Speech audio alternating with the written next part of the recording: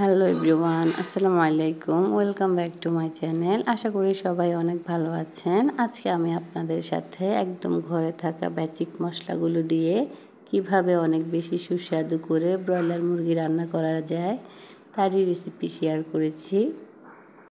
আপনারা নিশ্চয়ই কালার দেখেই বুঝতে পারছেন যে এটা কী লেভেলের মজা হতে পারে। আর চেষ্টা করেছি মাংস রান্নাটা যেন পারফেক্ট হয়, সেজন্য ছোট ছোট টিপস দিতে।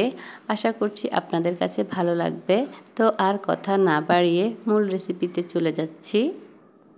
এখানে একটা ব্রয়লারের মুরগির হাড়সহ 1 কেজি পরিমাণ মাংস নিয়েছি, যেটা আমি ভালোভাবে কেটে ধুয়ে পরিষ্কার করে পানি ঝরিয়ে নিয়েছি। আর চেষ্টা করবেন মাংস রান্না করার আধা ঘন্টা আগে মাংসগুলো ধুয়ে পানি ঝরিয়ে নিতে, এতে করে এক্সট্রা পানিটা ঝরে যায়। এখন মাংসটাকে ম্যারিনেট করার জন্য আমি হাফ চা চামচ হলুদের গুঁড়ো, হাফ চা চামচ মরিচের গুঁড়ো ও হাফ চা চামচ জিরা গুঁড়ো, 1 চা চামচ লবণ ও 1 টেবিল চামচ সয়াবিন তেল দিয়েছি। এখন এই সবগুলো উপকরণ একসাথে খুব ভালোভাবে মাংসের সাথে মিশিয়ে তারপর 10 থেকে 15 মিনিটের জন্য ম্যারিনেট করে রাখবো।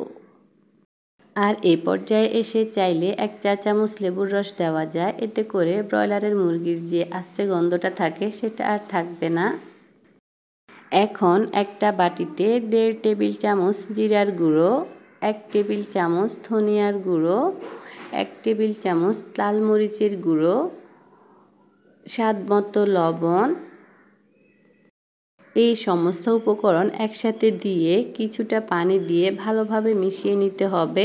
এভাবে মশলা আগে থেকে ভিজিয়ে রাখলে ওই মশলা দিয়ে রান্না করলে বাটা মশলার একটা ঘ্রাণ আসে এবং সেই সাথে মশলা কষানোর সময় পুড়েও যায় না, মাংসের কালারটাও খুবই সুন্দর আসে।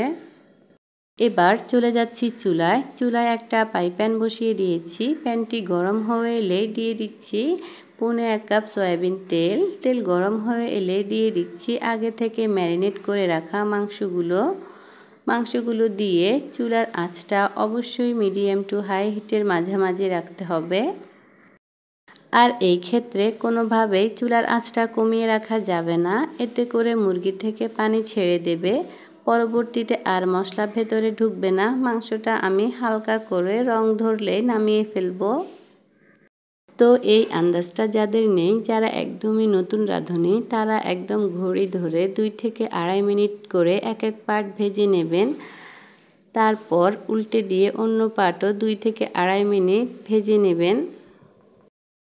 এতে করে আমি যে রংটার কথা বলছি বা যে লেভেলে ভাজার কথা বলছি সেটা হয়ে যাবে। এর থেকে বেশি সময় নিয়ে ভাজলে মাংসের কালারটাও চেঞ্জ হয়ে যাবে এবং শক্ত হয়ে যাবে, খেতেও তেমন ভালো লাগবে না। সবগুলো মাংস উঠিয়ে নিয়েছি। আর একই তেলে দিয়ে দিচ্ছি 2টা তেজপাতা কেটে 4 ভাগ করে নিয়েছি, 2 টুকরো দারুচিনি, 4টা এলাচ ও 4-5টা লবঙ্গ। এগুলো একটু ফোড়ন দিয়ে নেব। যখনই সুন্দর একটা অ্যারোমা ছড়াবে তখনই দিয়ে দিচ্ছি হাফ কাপ পেঁয়াজ কুচি। এগুলোকে কিছুক্ষণ নেড়েচেড়ে ভেজে নেব। হালকা ব্রাউন কালার করে ভেজে নিতে হবে। পেঁয়াজের কালারটা ব্রাউন হয়ে এলেই এবার এতে দিয়ে দিব হাফ কাপ পরিমাণ পেঁয়াজের পেস্ট ও 1 টেবিল চামচ করে আদা ও রসুনের পেস্ট। আদা ও রসুন একসাথে আমি পেস্ট করে নিয়েছি। এবার এই মশলাগুলোকে কিছুক্ষণ ভেজে নিতে হবে যাতে করে কাঁচা গন্ধ দূর হয়ে যায়। যে পর্যায়ে এসে ভাজার একটা ঘ্রাণ বের হবে, সে সময় আগে থেকে যে গুঁড়ো মশলাগুলো ভিজিয়ে রেখেছিলাম এটা দিয়ে আবারও ভালোভাবে ভেজে নেব। কিছুক্ষণ ভেজে নিয়ে মশলা যেন পুড়ে না যায় সেজন্য সামান্য একটু পানি দিয়ে দেব। পানি দিয়ে আবারও নেড়েচেড়ে কষিয়ে নিচ্ছি। আর পুরো কাজটাই কিন্তু আমি একদম কম আঁচে করেছি। মশলাটা যদি পুড়ে যায় তাহলে মাংসের কিন্তু আর কোনো স্বাদ থাকবে না।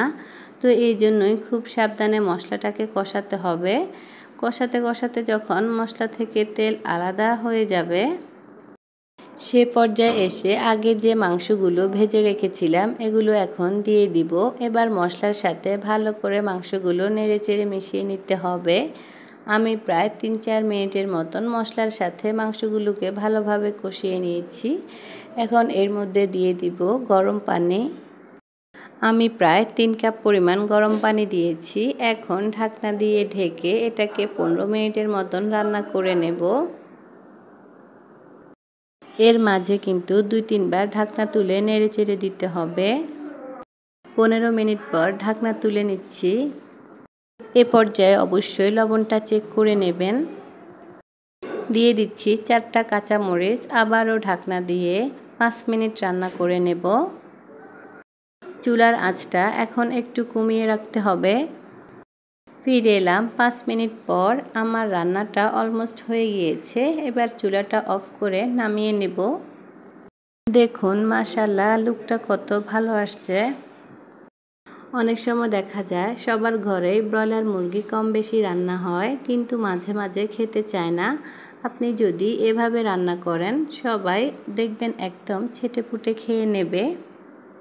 শুরু থেকে শেষ পর্যন্ত আমি যেভাবে রান্না করেছি আপনারা যদি একইভাবে রান্না করেন ইনশাআল্লাহ বারবার রান্না করবেন।